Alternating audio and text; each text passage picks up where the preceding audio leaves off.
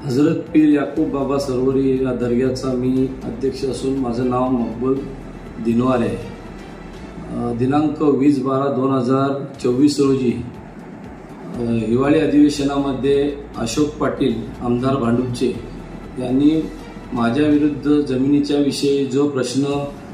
अधिवेशनामध्ये सभागृहात मांडला होता त्याविषयी आज त्यांचे मूळ गाव उत्तमर कोळीवाडा तालुका दापोली जिल्हा रत्नागिरी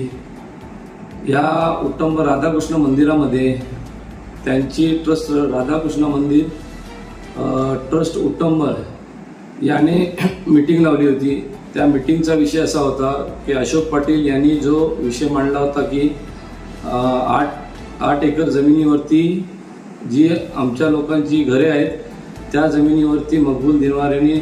नावं लावून घेतलेली आहेत। तेव्हा आज त्या सर्व महिला पुरुष आणि ट्रस्टींनी असं साबित केलंय की जी जमीन मकबूल दिनवारे यांच्या कुटुंबाच्या नावावर आहे त्या जमिनीमध्ये आम्ही मकबूल दिनवारेकडून कोणत्याही प्रकारची परवानगी न घेता किंवा कुठला पैशांचा व्यवहार न करता आम्ही आमच्या मर्जीने घरे अतिक्रमण करून बांधलेली होती। तेव्हा जो काय विषय आमची चुकी झालेली आहे ती आम्हाला तुम्ही माफ करा, मात्र आमच्यावर कुठलीही कारवाई करू नका अशी आज 100 ते 150 माणसं आज राधाकृष्ण मंदिर उत्तमर या देवळामध्ये बसलेली होती। त्यांनी माझ्याकडे विनंती केली, महिलांनी तर जास्तच विनंती केली की जर तुम्ही हे मॅटर कोर्टामध्ये नेलात तर आमच्यावरती अन्याय होईल आणि आम्ही बेघर होऊ। त्यावेळेला त्यांच्या म्हणण्यानुसार मी आज त्यांना विनंती केलेली आहे की जे अशोक पाटलांनी यांनी जो विषय मांडला आहे तो चुकीचा आहे आणि त्यांनी पण त्या विषयाला एक्सेप्ट केलेला आहे की हो खरोखर तो चुकीचा विषय आहे, कारण आमचा आणि त्यांचा काही संबंध नसताना त्यांनी आमचा विषय का घेतला आहे ह्याचे त्यांनी पुरावे म्हणून साध्य केलेले आहे। आणि जी सदरची मीटिंग झालेली आहे त्या मीटिंगमध्ये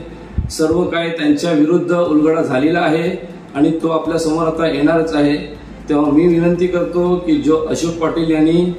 विषय मांडला होता अधिवेशनामध्ये तर त्यांच्या गावातील लोकांनीच त्यांना उत्तर दिलेले आहे की सत्य काय आहे की मकबूल दिनवार यांनी एका दिवशी 6-7 घरे आपल्या नावावर फिरवून घेतलेले आहेत ते सत्य आहे